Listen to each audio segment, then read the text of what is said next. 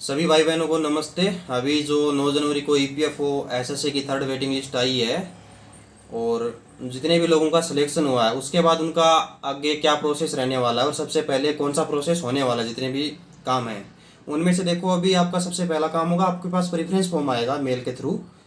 तो preference form की क्या वैल्यू है, फॉर्म को भरते टाइम कौन सी मेनली गलतियां जो लोग करते हैं और कौन सी चीज़ों का आपको स्पेशली ध्यान रखना है, केवल प्रेफरेंस फॉर्म के रिगार्डिंग स्पेशली मैं वीडियो बना रहा हूं, तो थोड़ा सा ध्यान से सुनिएगा इस चीज़ को। और आप जब प्रेफरेंस फॉर्म भरो तो ये गलतियां मत करिएगा।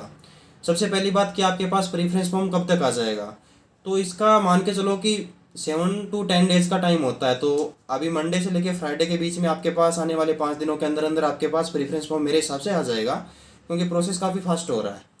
तो फ्राइडे तक लगभग लगभग सबको मेल में प्रेफरेंस फॉर्म मिल जाएगा। तो उसके अंदर जो भी स्टेट आपको मिला है उस स्टेट के अंदर कितने टोटल रीजनल ऑफिस हैं, आरओ है, उनकी लिस्ट रहेगी और आपको प्रायोरिटी बेस पे भरना है कि आपको भाई 1 नंबर पे कौन सा चाहिए, 2 पे कौन सा चाहिए, 3 पे कौन सा चाहिए, वो सब चीज़ें आपको भर के और उसी की पीडीएफ बना के मेल का रिप्लाई करना, ये प्रोसेस रहेगा।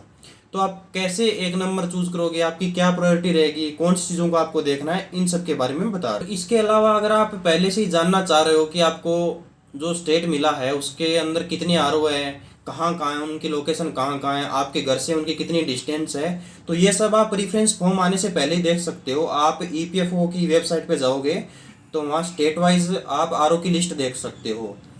तो किस स्टेट के अंदर कितने रीजनल ऑफिस है ये सब वहाँ जाके आप चेक कर लीजिए। प्रेफरेंस फॉर्म का वेट मत करिए और पहले से ही एडवांस के अंदर ये काम कर लीजिए आप, और वहाँ ये चीज़ देख लीजिएगा कि आपके होम टाउन से उस रीजनल ऑफिस का कितना डिस्टेंस है।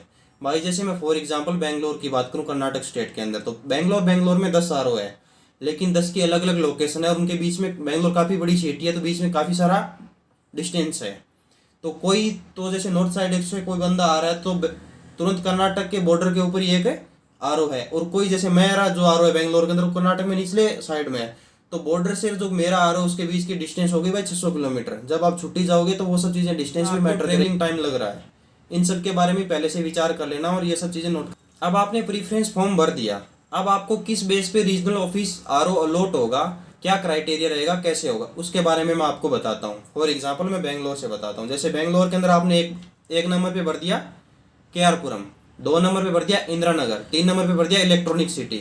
अब 1 नंबर पे आपने केआरपुरम भरा, तो केआरपुरम के अंदर आपकी कैटेगरी के अंदर सीट खाली है या नहीं, अगर सीट खाली है तो आपको 1 नंबर वाला ही मिल जाएगा। फिर उसके बाद 2 नंबर पे कौन से भरा, इंदिरा नगर, इंदिरा नगर में आपकी कैटेगरी में सीट खाली है तो मिल जाएगा, अगर नहीं खाली तो अगले में देखा जाएगा। फिर वहाँ इलेक्ट्रॉनिक सिटी, अगर वहाँ खाली है तो वहाँ मिल जाएगा। ये मोस्टली इसका रहता है कि किस हिसाब से आपको ऑफिस अलॉट होता है, आपकी कैटेगरी के अंदर उस आरओ के अंदर सीट खाली होनी चाहिए तभी वो आपको अलॉट होता है। तो यही मेन चीज़ थी जो मैंने आपको इसके अंदर बताई कि आपको कैसे आरओ अलॉट होगा और भरते टाइम आपको कौन सी चीज़ों का ध्यान रखना है। और भाई जैसे बेंगलोर है तो बेंगलोर के अंदर लिविंग कॉस्ट आपका ज़्यादा है, लेकिन जो आउटर एरिया के अंदर जो आर है उनसे कंपेयर में करें तो यहाँ सैलरी भी 5,000 रुपये आपकी एक्स्ट्रा बन रहा है, क्योंकि यहाँ बेंगलोर में एक सिटी के हिसाब से आपको एचआरए मिल जाएगा, टीपीटी मिल जाएगा।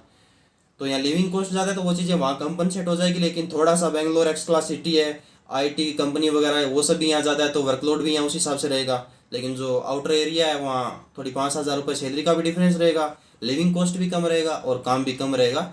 तो वो सब चीज़ें अपने दिमाग में रख के पूरा एकदम कंपैरिजन करके उसी हिसाब से प्रीफरेंस फॉर्म भरना और गलती मत कर देना। बाकी उसके बाद आपकी सीनियरिटी, आपका ट्रांसफ़र, हर एक चीज़ जो आपको आरओ लॉट हो गया उसी के ऊपर डिपेंड करेगी भाई। वहाँ कितने लोग आपसे सीनियर हैं उस हिसाब से आपकी सीनियरिटी लगेगी। तो ये सब चीज़ें अच्छे से देखना, सोचना समझना और फिर प्रेफरेंस फॉर्म भरना। आज के वीडियो में बस इतना ही है और कल मैं एक पर्टिकुलर वीडियो लेके आने वाला हूँ आपका डीवी और मेडिकल के बारे में। जो न्यू ज्वाइन है उनका मेडिकल प्रोसेस क्या रहेगा, और जो ऑलरेडी वर्किंग एक्सी डिपार्टमेंट में मेडिकल करवाए, जो पिछले जो एम्प्लॉयर का मेडिकल सर्टिफिकेट है वो यहाँ कैसे यूज़ कर सकते हैं, क्या प्रोसेस रहने वाला है उसका, क्या क्या उसके लिए चीज़ें नेसेसरी है जो आपको करनी है, उनके ऊपर मैं पर्टिकुलर एक सेपरेट वीडियो बनाऊंगा। आज के लिए इतना ही, बने रहिए आप हमारे साथ। Thank you.